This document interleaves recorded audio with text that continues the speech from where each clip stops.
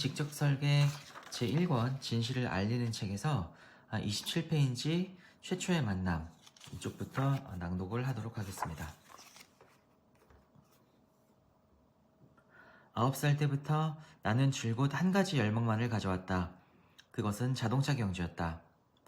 3년 전 이 분야에 관한 전문지를 창간한 것도 남을 앞지르기 위해 자기 자신을 극복해야 하는 이 스포츠의 열광적인 세계 속에 몰입하고 싶었기 때문이었다. 어렸을 때부터 나는 항상 경주용 차의 선수가 되는 것을 꿈꾸었고 나 자신이 위대한 팡지오의 뒤를 잇는 것을 상상하곤 했다. 잡지 관계로 여러 번의 경기에 참가하다 보니 나의 경주 실력은 상당하다고 할 정도가 되었고 지금은 10여 개의 트로피가 내 아파트를 장식하고 있다. 1973년 12월 13일 아침 내가 클레르몽 페랑의 우뚝 솟은 화산으로 갔던 것은 드라이브를 즐긴다기보다는 맑은 공기를 마시고 싶었기 때문이었다. 또 근 1년간 경주용 트랙에서 트랙으로 쫓아다니면서 늘 차바퀴 위에서만 살았기 때문에 다리가 못 견딜 지경이었다. 아침 공기는 차갑게 느껴졌고 하늘은 안개가 낀 회색빛이었다. 나는 걷기도 하고 뛰기도 하면서 차를 세워둔 길을 벗어나 퓨이드라소라의 분화구 중심으로 갔다. 그곳은 여름에 가족과 함께 자주 놀러온 곳이었다. 얼마나 웅장한 풍경이던가. 수천 년 전 내가 발을 딛고 있는 땅 속에서 뜨거운 영암이 분출되어 나왔다는 사실이 믿어지지가 않았다. 지금도 화산재 속에는 장식용이 될 수 있는 화산탄을 발견할 수가 있다. 햇빛을 받지 못해 난쟁이가 된 식물들은 프로방스 지방의 나무들을 연상케 했다. 그곳을 떠나기 전 나는 다시 한번 화산재의 퇴적으로 생긴 휘어진 산의 정상을 바라보았다. 스키를 타듯 이 급경사면을 신나게 미끄러져 내려가면서 얼마나 즐거워했던가. 그때 돌연 나는 안개 속에서 붉은 빛이 반짝이는 것을 보았다. 헬리콥터 같은 것이 내 쪽으로 내려왔다. 헬리콥터라면 소리가 들렸을 텐데 아무 소리도 가는 바람 소리조차 들리지 않았다. 기구일까? 기체는 20m 상공에 떠 있었으며 납작한 모양을 하고 있었다. 비행 접시였다. 오래전부터 비행 접시가 존재한다고 믿어왔지만 나 자신이 직접 그것을 보게 되리라고는 꿈에도 생각하지 못했다. 그것은 직경 7m, 높이가 2.5m 정도 되는 밑바닥이 평평하고 위는 원초형 모양을 하고 있었다. 기체의 하부에는 아주 밝은 붉은 등이 번쩍이고 있었으며 정점에서는 마치 카메라 플러시와도 같은 흰 빛의 섬광이 간헐적으로 발산되고 있었다. 그 흰 빛이 너무 강렬하여 눈을 뜨고는 똑바로 바라볼 수 없을 정도였다. 기체는 소리 없이 하강하면서 지상으로부터 2m 되는 곳에 정지했다. 나는 화석이 된 듯 꼼짝도 않고 서 있었다. 무섭기는커녕 오히려 이제부터 일어날 일에 대한 흥분으로 가득 차 있었다. 카메라를 가져오지 않은 것이 몹시 후회스러웠다. 그때 믿을 수 없는 일이 일어났다. 기체 하부의 문이 열리면서 사닥다리 같은 것이 펼쳐져 땅에 닿았다. 누군가 나오는 것 같았다. 나는 그것이 어떠한 모양을 하고 있을까 궁금했다. 먼저 2개의 발이 보였고 이어서 2 다리가 나타났다. 그것으로 미루어 보아 그가 인간과 비슷한 모습이라고 여겨졌다.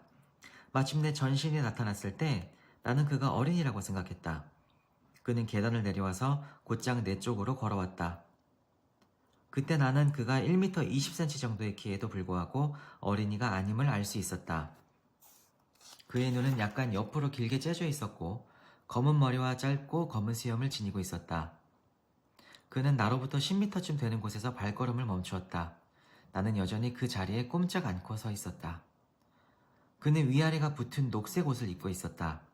그의 머리는 공기 중에 노출되어 있었으나 이상한 후광으로 둘러싸여 있는 듯했다. 자세히 보니 후광이 아니라 얼굴 주변의 공기가 가볍게 떨리고 있는 것처럼 보였다. 거의 감지할 수 없는 고운 기포로 된 보이지 않는 막을 쓰고 있는 듯이 느껴졌다. 피부색은 흰색이었으나 간이 나쁜 사람처럼 약간 녹색 빛을 띠고 있었다. 그가 가볍게 미소를 지었다. 나는 그의 미소에 답해야 한다고 생각했으나 어색하게 느껴졌다. 그래서 답례하는 뜻으로 머리를 약간 숙였다. 그도 똑같이 머리를 숙이며 답했다. 그가 내 말을 알아듣는지 알아보기 위해 내 쪽에서 먼저 말을 걸었다. 어디서 오셨습니까? 그는 힘있는 목소리로 대답했는데 발음은 정확했고 약간 콧소리였다. 아주 먼 곳에서. 프랑스 말을 하십니까? 세계의 모든 나라 말을 하죠. 다른 행성에서 오셨습니까? 네. 얘기하는 동안 그는 내 앞으로 2미터 되는 곳까지 다가왔다. 지구에는 처음 오신 겁니까? 아니요. 그럼 자주 오십니까? 매우 자주 옵니다. 그래도 부족하죠. 무엇 때문에 오시죠? 오늘은 당신과 얘기하기 위해서입니다. 내게요? 네, 클로드 보리롱 씨. 스포츠카에 관한 작은 잡지의 편집인으로 결혼은 했고 두 아이의 아버지이죠? 그걸 어떻게 알고 계십니까? 우리들은 오랫동안 당신을 관찰해 왔어요. 왜 하필이면 나를? 그것이 바로 내가 당신에게 이야기하고자 하는 것이죠. 그런데 이렇게 추운 겨울 아침에 왜 여기 왔죠? 모르겠어요. 그저 맑은 공기나 쐬며 산책하려고 했던 것 같습니다. 당신은 여기 자주 오나요? 여름에는 자주 옵니다. 하지만 지금 같은 겨울엔 오지 않습니다. 그런데 오늘은 왜 왔죠? 오래전부터 산책하려고 계획했나요? 아니요, 잘 모르겠어요. 오늘 아침 눈을 뜨니까 웬일인지 모르게 불현듯 여기 오고 싶었습니다. 당신이 여기 온 것은 내가 당신을 만나고 싶어 했기 때문입니다. 당신은 텔레파시를 믿습니까? 네, 그건 제가 항상 관심을 가지고 있는 문제일 뿐 아니라 비행 접시와 관련 있는 모든 것에 흥미를 갖고 있습니다. 하지만 제 자신이 그것을 직접 보리라고는 생각도 못했습니다. 좋아요. 나는 텔레파시로 당신을 여기에 불렀어요. 당신에게 해야 할 얘기가 많이 있습니다. 성서를 읽은 적이 있습니까? 네. 근데 그걸 왜 묻습니까? 성서를 읽게 된 것은 오래 전부터였나요? 아니요. 불과 며칠 전에 샀습니다. 왜지요? 모르겠습니다. 갑작스럽게 읽고 싶어졌다거나 할까? 그건 역시 내가 텔레파시로 당신에게 성서를 사게 했습니다. 당신에게 말해야 할 것이 많아요. 나는 매우 어려운 사명 때문에 당신을 선택했습니다. 나의 우주선으로 오세요. 거기가 얘기하는데 더 편할 것입니다. 나는 그를 따라 우주선 밑에 작은 계단을 올라갔다.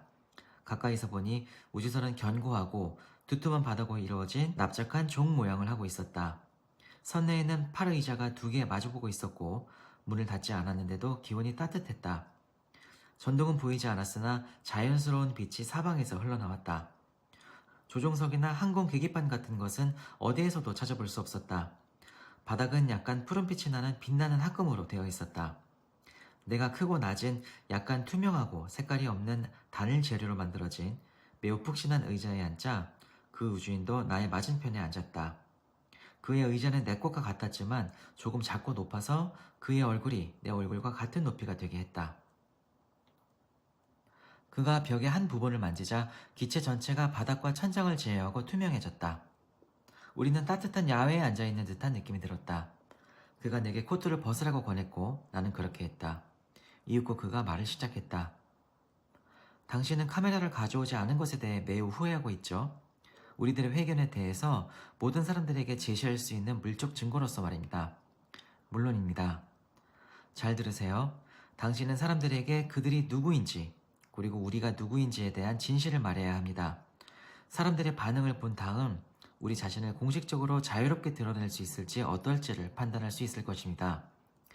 사람들에게 말하기 전에 우선 당신 자신이 모든 것을 잘 알아야 하겠죠. 당신은 당신을 믿지 않는 사람들에 대해서 자신을 적절히 방어할 수 있어야 하며 그들이 반박할 수 없는 증거를 제시해야 합니다. 그러므로 지금부터 내가 이야기하는 모든 사실을 기록하여 책으로 출판하도록 하세요. 그런데 어째서 저를 선택하셨습니까? 무엇보다도 우리는 새로운 생각을 받아들이고 표현할 수 있는 나라에서 태어난 사람을 택해야 했습니다. 프랑스는 민주주의가 태어난 나라이고 세계적으로 자유의 나라라는 이미지가 짙지요.